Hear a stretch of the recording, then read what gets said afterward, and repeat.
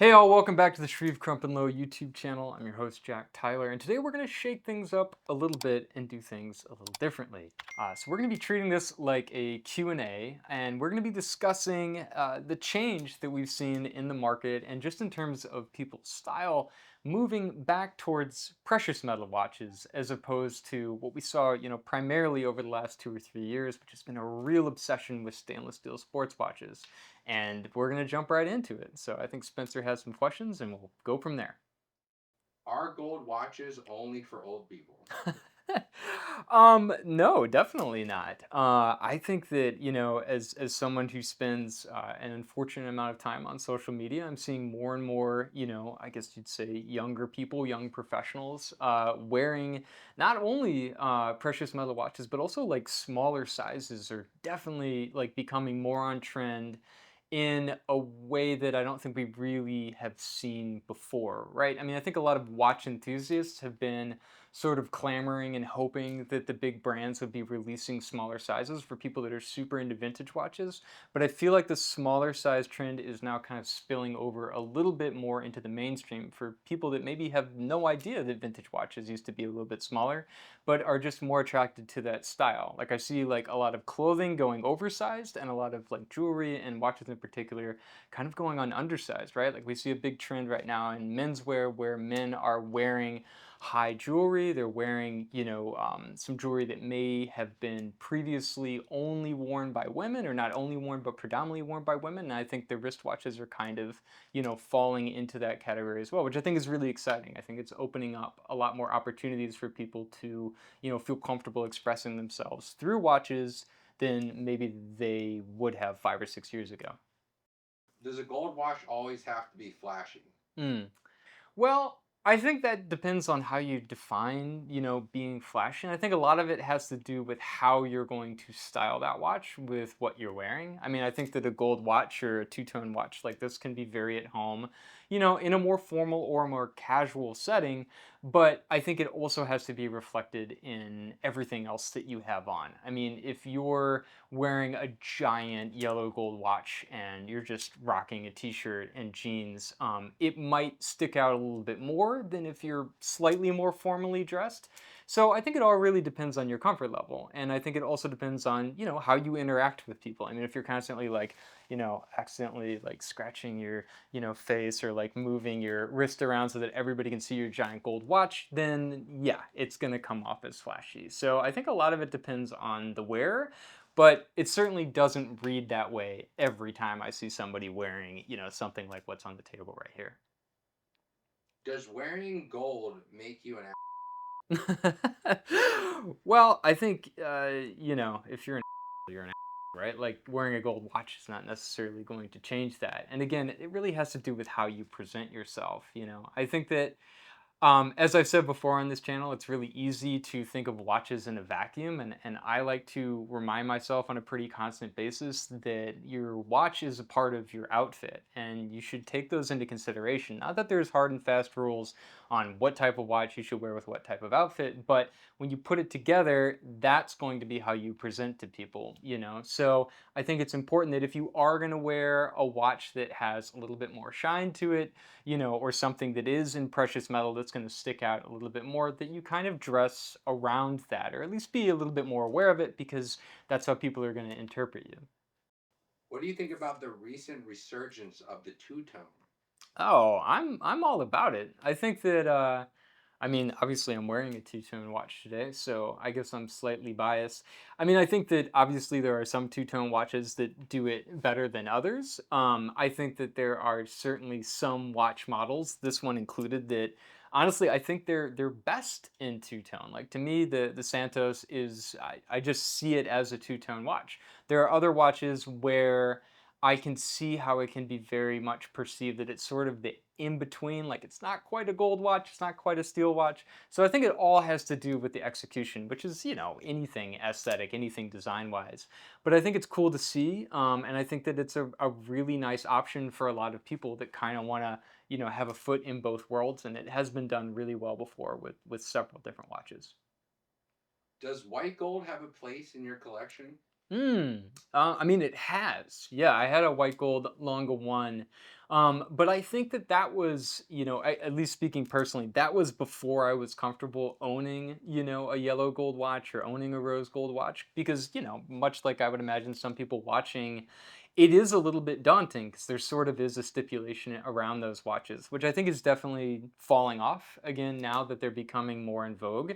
But yeah, I think white gold can be very, very cool. I think in some ways you have to be more secure with yourself to wear white gold than yellow gold or even rose gold because you're probably the only one that's going to know that it's a precious metal. Most people are just going to assume that it's steel.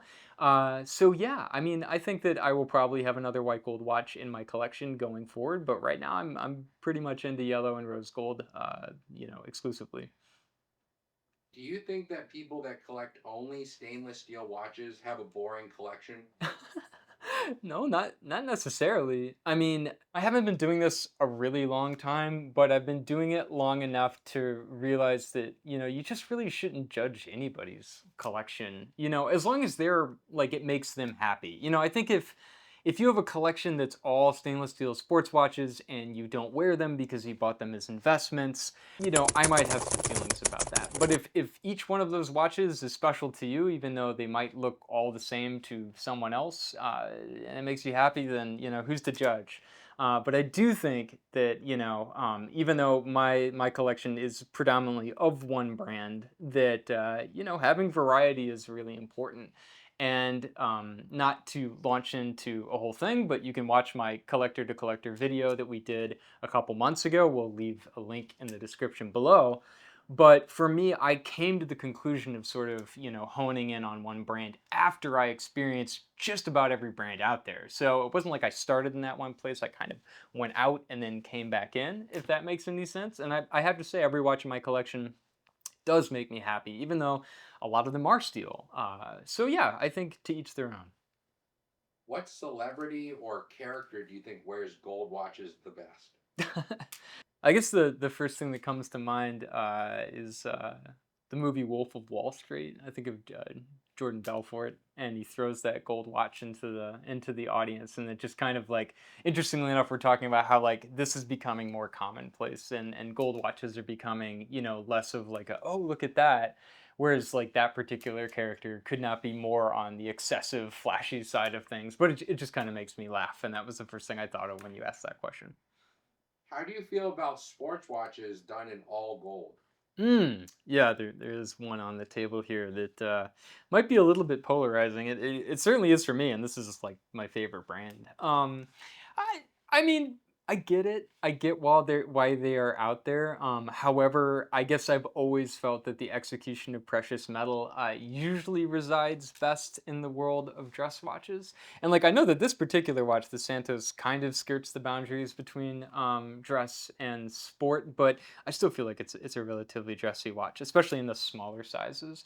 But yeah, the solid gold, Submariners and Daytonas, they've never really done it for me, because I guess I'm more honed into the history of each piece and sort of at some level the core of their design impetus being made of a certain material. However, I mean, they definitely have a place in the canon of watches. And, again, if they put a smile on your face, which they should, because, in some ways, like a solid yellow gold Submariner is kind of silly if you think about the purpose of the sub and then making it out of precious metal.